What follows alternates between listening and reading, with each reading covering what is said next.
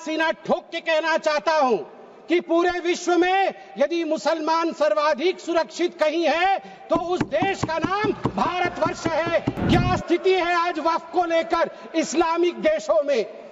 क्या वक्फ property Islamic देशों में है? मैं इस्लामिक देशों का नाम पढ़ूंगा जहां वक्फ का वजूद नहीं है। तुर्की में नहीं है, लीबिया में नहीं है, इजिप्ट में नहीं है, सूडान में नहीं है, लेबनान में नहीं है, सीरिया में नहीं है, जॉर्डन में नहीं है, तुनीसिया में नहीं है, इराक में नहीं है। भारतवर्ष में वक्फ बोर्ड है। वक्फ प्रॉपर्टी को कानूनन सुरक्षा, लीगल प्रोटेक्शन दिया गया है। हम चाहते हैं वक्फ औलाद के अंतर्गत जब आपकी फैमिली लाइन समाप्त होती हो उस समय अगर एक बेवा हो, उस समय यदि तलाकशुदा महिला हो, उसको नजरअंदाज करते हुए किसी भी कीमत पर प्रॉपर्टी जो है वो वक्फ के पास नहीं जानी चाहिए। ये अगर मोदी जी सुरक्षित महिला को सुरक्षा दे रहे हैं, सुनिश्चित कर रहे हैं, तो किसी को क्या दिक्कत हो रही है? सच्चर कमेटी ने कहा था कि उस समय 2006 में वक्फ के पास 4.9 लाख रजिस्टर्ड प्रॉपर्टी थी। उस 4.9 लाख रजिस्टर्ड प्रॉपर्टी से मात्र वक्फ की जो कमाई हो रही थी वो उस समय 163 करोड़ की थी। मगर सच्चर कमेटी ने कहा यदि सही तरीके से इसका इस्तेमाल किया गया होता, सही तरीके से लीज दिया गया होता, फेयर मार्केट प्राइस के आधार पर किया गया होता तो 12,000 करोड़ की आमदनी होती। Honourable member Sambit Patra ji, please. No please please please please. माननीय सभापति महोदय, आपका बहुत बहुत धन्यवाद। आज एक ऐसा दिन है जो मैं कहूंगा कि अजीब दास्तां है। प्लीज। मुझे एक तरफ बहुत खुशी की अनुभूति हो रही है कि एक ऐतिहासिक बिल के पारित होने के समय में आज लोकसभा में मौजूद हूं, और वहीं मुझे दुख की भी अनुभूति हो रही। हम सब भारत के बच्चे यहां बैठे हैं और यहां तकरार दो पक्षों के बीच इसको लेकर हो रहा है कि क्या भारत का एक पक्ष मुसलमानों के अधिकार को छीन लेगा? क्या भारत का एक पक्ष मुसलमानों को कहीं ना कहीं डरा रहा है? क्या मुसलमान आज भारत में सिमट कर रह रहा है? सभापति महोदय, मैं आज सीना ठोक के कहना चाहता हूं कि पूरे विश्व में यदि मुसलमान सर्वाधिक सुरक्षित कहीं है तो उस देश का नाम भारतवर्ष है, हिंदुस्तान है। मैं एक छोटी सी कविता पढ़ना चाहता हूं गया प्रसाद शुक्ल स्नेही जी का।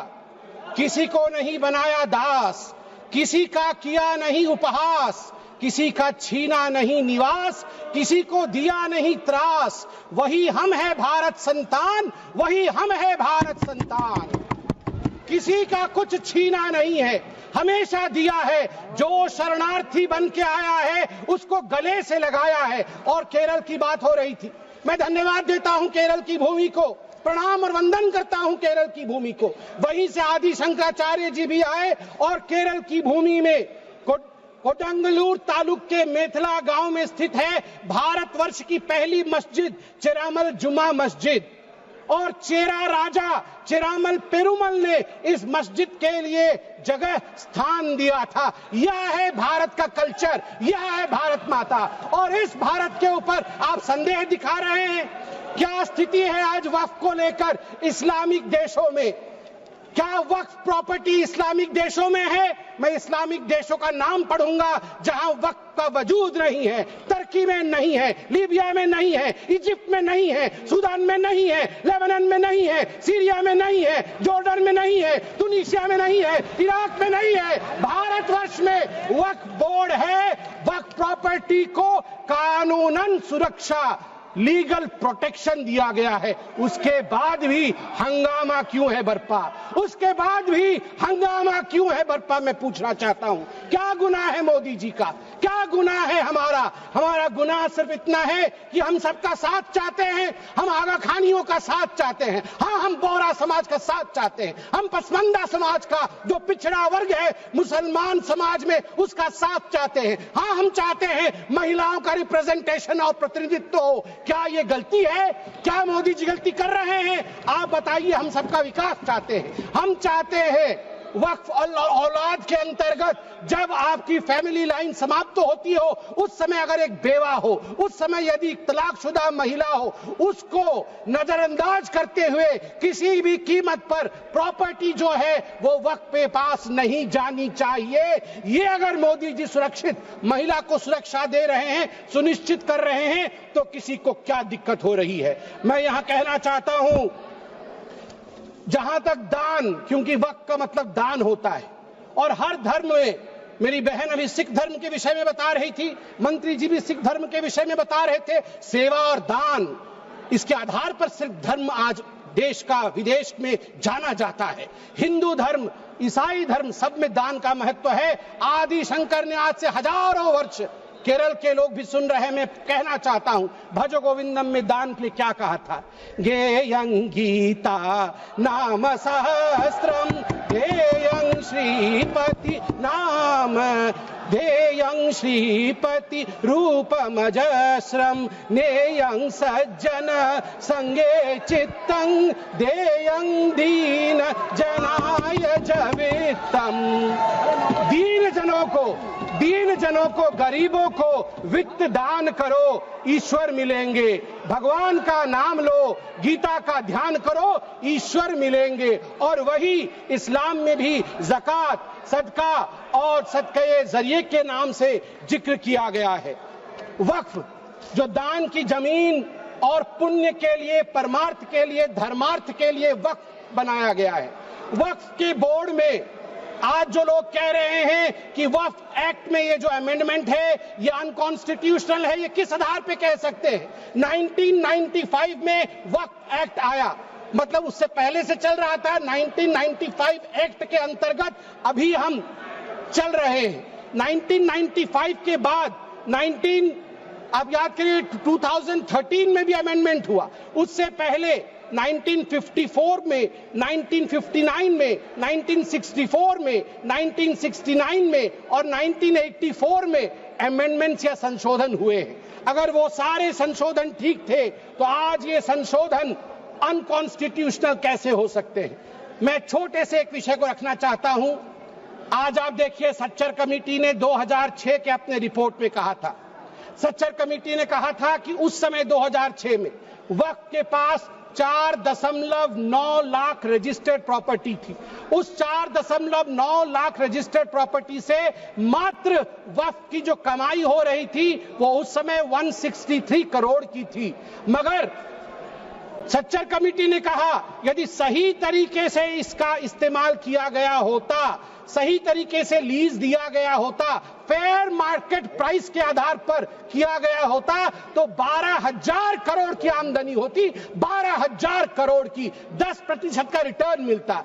आपको जान के आश्चर्य होगा, ये 4.9 लाख रजिस्टर्ड प्रॉपर्टी बढ़ करके हमारे समय 8.72 लाख रजिस्टर्ड प्रॉपर्टी बनी। मतलब 20,000 करोड़ से 25,000 करोड़ तक की आमदनी होनी चाहिए, मगर आमदनी हुई कितनी? 2019 से 2021 के बीच में 166 करोड़, और 2025 में आपको जान के आश्चर्य होगा, अभी माननीय गृह मंत्री जी ने बताया लीज रिकॉर्ड 0 और आमदनी 9.92 करोड़ रुपए मात्र। उस समय 2006 में 162 करोड़, और जब ये डिबेट हो रहा है तो 9.92 करोड़। प्रॉपर्टी डबल हो गई मगर पैसे घट गए। कहां गए वो पैसे, किसके जेब में गए वो पैसे? यदि ये पारदर्शिता। वैसे सभापति महोदय, मुझे एक बात में संशय है, मुझे लगता है उत्तर प्रतिपक्ष वाले ही दे पाएंगे। आज बड़ी चर्चा हुई है, आज चर्चा में कहा गया कि सबसे ज्यादा जमीन 3 ऐसे शख्सियत है उनके पास है, रेलवे के पास, आर्मी के पास, वो देश की जमीन है, और उसके पास वक्फ बोर्ड की जमीन है। मगर मुझे इसमें संशय है, मुझे लगता है तीसरे नंबर की जमीन तो किसी परिवार के बोर्ड के पास है। अगर सही से देखा जाए, आप ध्यान से देखिए, एक परिवार का बोर्ड है, अरे है एक परिवार का बोर्ड, उसके पास हो सकता है इससे अधिक जमीन निकले। सभापति महोदय, घंटी तो उनकी बजनी चाहिए, आप हमारी मत बजाइए।